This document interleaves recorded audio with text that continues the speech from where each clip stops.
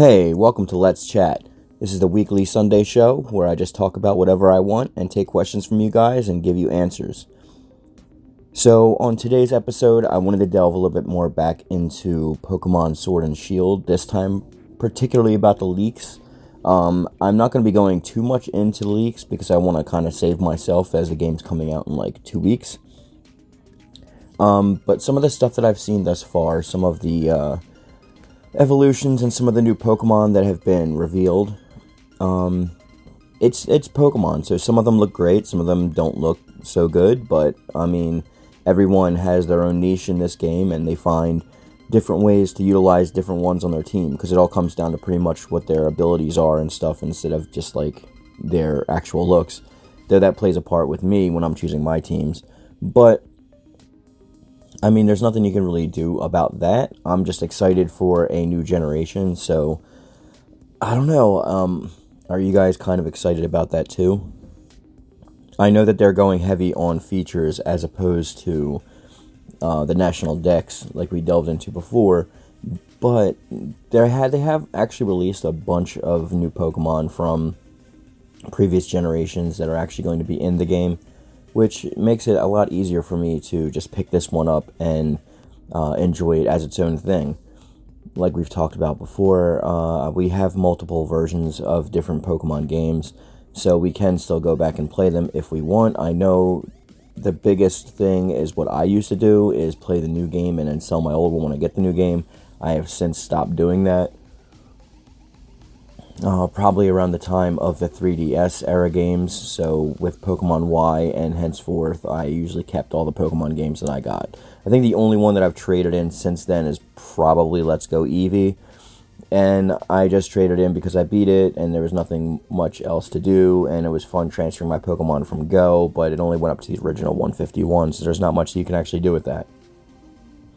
If there was a way for us to be able to transfer those Pokemon from Eevee to the new game, then I definitely would probably still get it back or keep it around, but there's no telling if the ones that are not in the decks would even be allowed to be in anyway. And so far, the only one I'm really concerned about myself particularly is Mewtwo, and I don't see him on any lists for the leaks thus far, just Mew. But the fact that Mew is in there, hopefully they'll bring Mewtwo over at some point. Maybe they'll make him an event and just add the data later as an update. With updates and stuff like that, it's kind of hard to predetermine what they're going to put in and when. You can source the game, you can, find the guides and all of that. But when it comes down to it, we can just add data in remotely now, so as long as there's a space for it in the save file, we should be able to get updates in the future that we weren't planning on having. Unless they do the typical Game Freak thing and then they just release a new version of the game with everything in it, like a third version or 2 more versions, like a Super Sword and a Super Shield. But it's too early to determine that, as the first generation games aren't even out yet.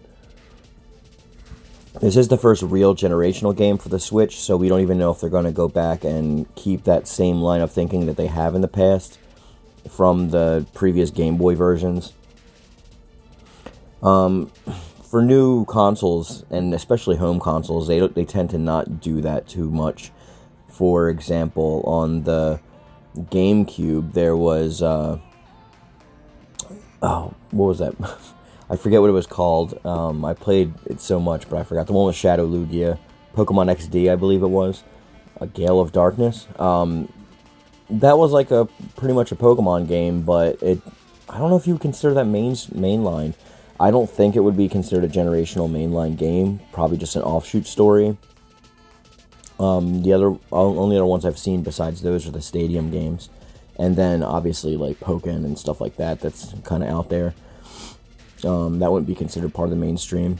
But I am really curious as to where they're going to go, and I have kind of been trying to save myself from the spoilers so I can be surprised at some of the new features.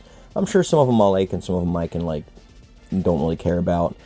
Some of the more gimmicky stuff I actually probably will skip over. From the 3DS era, I really like the giving them the poffins or whatever, and interacting with your actual Pokemon. But then when it came around to Sun and Moon and like Ultra Sun, it got really annoying to the point where like they would just literally throw it at you. Like every single time your Pokemon would get a status ailment, they'd make you open it, or every single time you needed to heal it or something like that. It was just like, it was way too much. They pop up in your face, but that game held your hand like way too much anyway. I would like to see a return to some of the not super difficult parts of the era. Like I understand that they're trying to get like new people into the generations, but I would like to see a little bit more accessibility for someone who wants a challenge. A good example in Ultra Sun, for example, was the final Pokemon that you defeat, the one that absorbed all light. I forget what his name is, Necromza or something like that. But that was pretty good. I ended up having to do the trick where I led with his Zoroark, and I literally just like had him take a hit and use Toxic, and then I just waited out the rest of the match until like he went down. That's what worked for me. I died a couple times before trying that, but I'm sure that's what a lot of people did.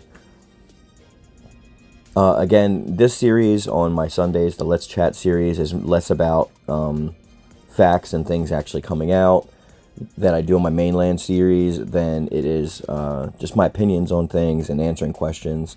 The reason I'm going to do this in just an audio format, sort of like an audio book or podcast format, is so that I can differentiate between the main series that I do, where I go into specific actual spoilers and stuff like that, and making sure news is right. Because I tend to not cover things that are like too heavily rumored on my channel unless like I label them as such. I try to be forthcoming and transparent with everything that I talk about. That way I'm not, giving any misinformation without people being able to make up their own minds or use critical thinking about the subject matter at hand. But, so I hope you guys will stick around for this series. I'm kind of digging it so far. I don't really have much to talk about besides that. There's obviously the Soul Calibur 6 Hilda trailer that I released last night. I'm doing this at 9 a.m. on Sunday morning, the 3rd. So those of you that have set your clocks back, you'll be getting this probably before 12. The rest, if you don't set your clocks back like you're supposed to last night, then it'll probably after 1 o'clock. Or for my international friends. So the biggest thing that I wanted to talk about with them is like, it's so hard to talk about the Soul Calibur 6 stuff because I've covered everything ad nauseum on my channel.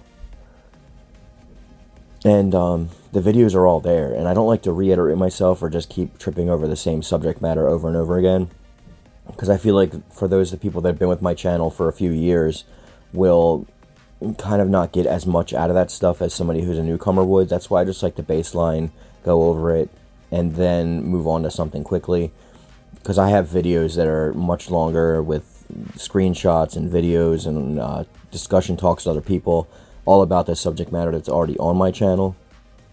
And I usually state them as relevant or not in the description box. I usually go back and try to edit them to make sure that they're up to date. So if somebody goes back and discovers my channel, wants to watch my past stuff, it's not as inundated with misinformation as it would have been if I had not done that.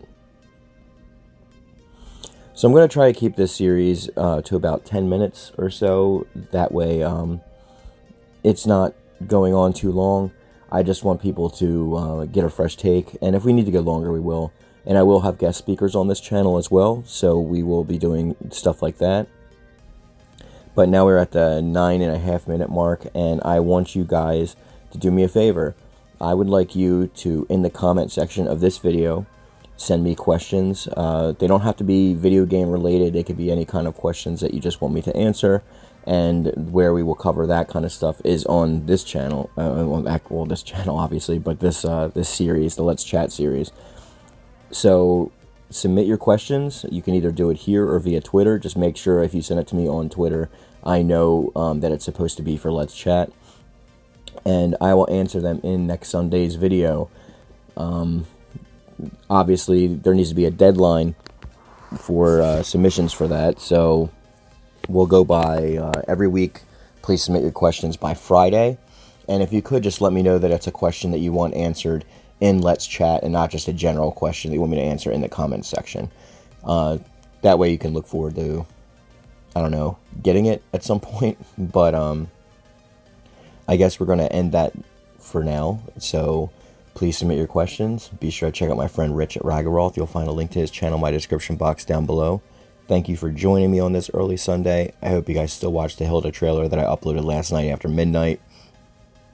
And as always, guys, stay powered up. Peace.